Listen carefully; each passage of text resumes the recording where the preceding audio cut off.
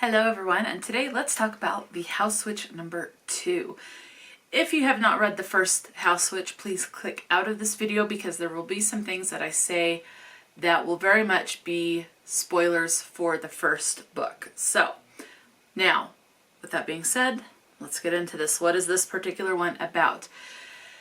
This one, we are still following Finley Ashowan for the most part. Occasionally the POVs do switch to random characters like Kraken as Cat, which is his familiar. We are seeing more of the relationship between him and Lady Janur, and it is heating up. So, for this particular one, his dad is there. Is he there or does he get there at the end? He gets there at the end. The dad gets there. And so there's some concern with his dad coming, what's going to happen.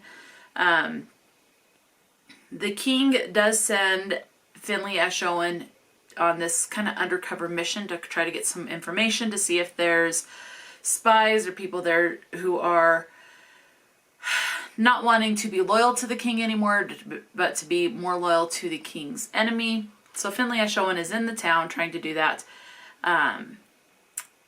The relationship with Lady Janur heats up. Finley has a way of getting people to like him.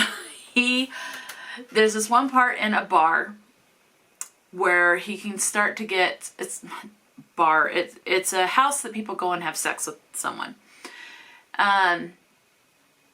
He's in there, and at one point there's some trouble that starts to brew, and in order to get himself out of trouble, he starts to act very flamboyant, head on hip, like, oh girl, do this, you get really into fashion. So he's trying to portray a certain, I don't know, demeanor or something to make it so that he seems less threatening.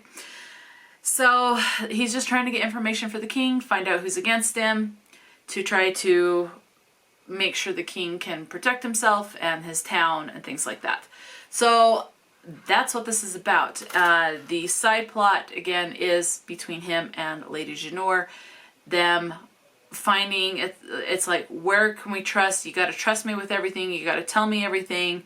But if you're sworn to secrecy by the king and you can't even tell your partner, do you still want your partner to trust you, and how can you convey that trust? So they're still trying to figure out some of the trust between the two, where when they have to keep secrets from each other due to their job, how can they still show that they are still trustworthy and loyal to said partner? So that's the other little side story. So that is pretty much what book number 2 is about.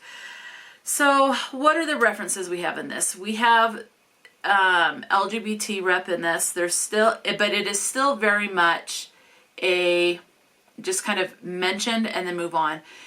People's sexual orientation is not the point of these books. It is the actual plot. And I mean, obviously if the relationship is between two men, then yes, obviously it would take more of a dominant thing, but the relationship is between a male and a female.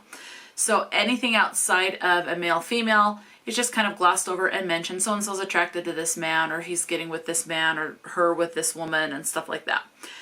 This is an adult fantasy romance. One of the tags on Goodreads is cozy mystery. I disagree. Is there a mystery element? Yes, but that does not make this a cozy mystery. Is this a cozy book? Yes. I would say this is more cozy fantasy, as I have heard people describe a cozy fantasy. Not a cozy mystery. This particular one was published in 2002. There are 3 books in this series. However, there is a book number 4, but book number 4 is like a 20 years later type of a situation where the main character is not going to be Finley Ashowan. It's going to be someone else who is introduced in this series. Let's see, this is told in third person, and some of the representation that you have is you do have someone that has multiple personality, and that is talked about, and it is one of the bigger characters in this book. Not obviously one of the main, but it is a big side character in this. So that's your representation as far as content and trigger warnings. You have talk of someone having a difficult pregnancy. Okay, so be aware of that. You also have threat of and loss of a loved one. So someone's threatening to off a loved one, unalive them, and you do have loss of loved ones as well. So those are your content and trigger warnings for this particular book.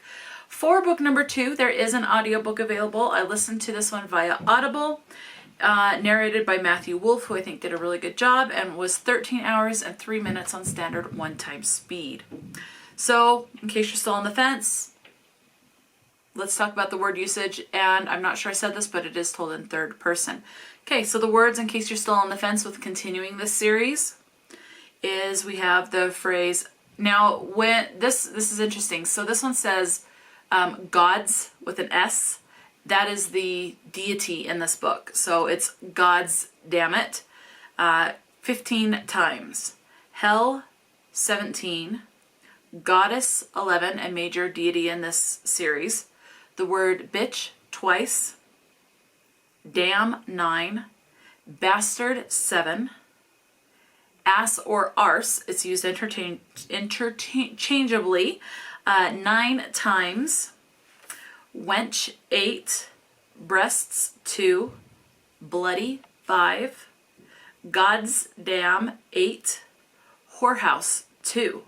And there's some major scenes in said whorehouse. Pain in the ass, 2. Pansy, 1. Shit, 1.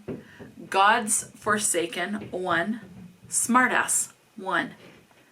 Charlatan, 2. God's, 78. Bollocks, 1. And whore, 1 time. And those are the word counts. So let me know, have you read The House Witch number 2? Are you interested in continuing on and reading book number 2? Have you already read this? Have you even completed the whole series? Let me know. Talk to me in the comment section below. And until next time, stay true to yourself and enjoy a good book. And I will talk to you later.